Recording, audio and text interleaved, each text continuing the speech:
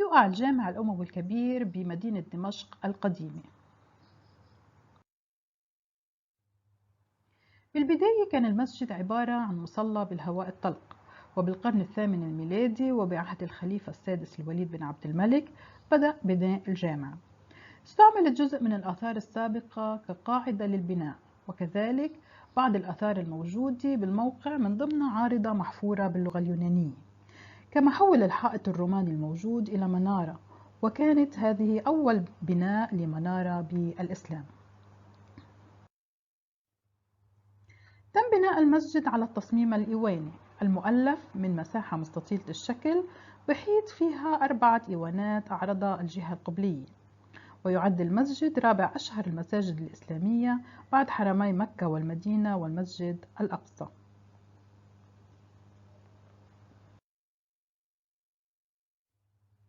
يعتبر الطراز المعماري للمسجد نموذج مؤثر على أبنية أخرى بالمنطقة والعالم الإسلامي، مثل جامع الأزهر، جامع الكبير بقرطبة، وجامع بيبرس بالقاهرة وغيرها طبعا. بنفس المكان الموجود في الجامع اليوم كان موجود معبد جوبيتر الروماني، وذلك قبل القرن الرابع الميلادي. لمن ذلك الوقت تحول المعبد إلى كاتدرائية في عهد الإمبراطور ثيودوسوس الأول. هون بنشوف بالصورة بعض الأعمدة الرومانية اللي استعملت بأساس بناء الجامع. ميزت الكاتدرائية بأهمية دينية، كانت بمثابة مقر أسقف دمشق اللي بيحتل المرتبة الثانية ضمن بطريركية أنطاكيا بعد البطريرك نفسه. ثم كرست الكنيسة ليوحنا المعمدان بالقرن السادس الميلادي.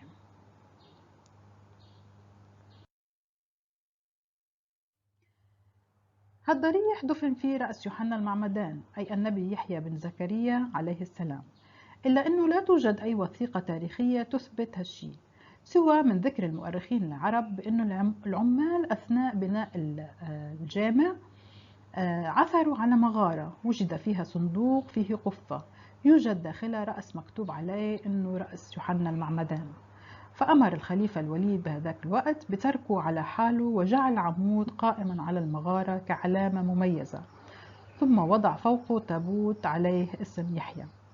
وبعد الحريق الكبير تم بناء قبة في هذا الموقع تكريما للنبي يحيى بن زكريا.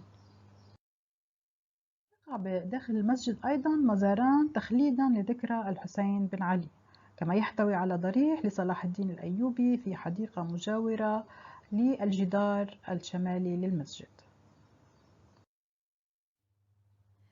تأثر موقع المسجد وتنظيمه بشكل مباشر بالمعابد والكنيسة اللي سبقته التأثير الروماني واللي بناها الحرفيون البيزنطيون. الفسيفساء تشبه تلك الموجودة بالجدران الداخلية من قبة الصخرة. تمت بعض الإصلاحات والإضافات بالعهد العباسي والسلجوقي والأيوبي وكذلك في عهد المماليك، مثلا قبة هذه الخزنة هي بنيت بالعهد العباسي. لا يزال موضوع الفسيفساء محل نقاش حتى يومنا هذا، حيث يجادل العلماء بأن الفسيفساء إما تمثل الجنة بناء على تفسير آية قرآنية أو المناظر الطبيعية المحلية بما في ذلك نهر بردة.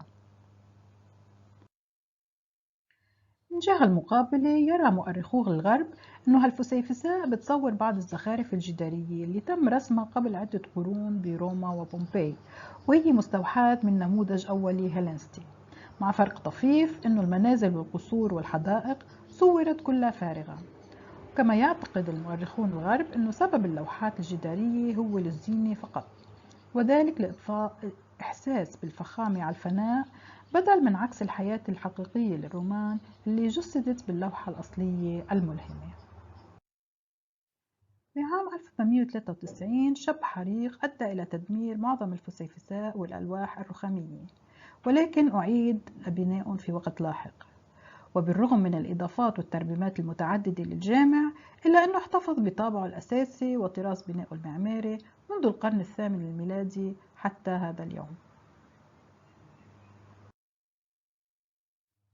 القبة اللي شايفينها بالصورة هي قبة النسر وتقع بمنتصف المصلى. يعود الاسم لتشبيهها من الخارج بالنسر، حيث تمثل القبة نفسها رأس النسر، بينما يمثل الجانب الشرقي والغربي لقاعة الصلاة الأجنحة.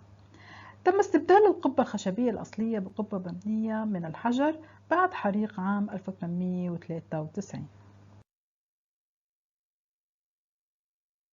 هون بنشوف قبة النسر من الداخل. طبعا هي تصميم وتنفيذ حديث نوعا ما عن السابق.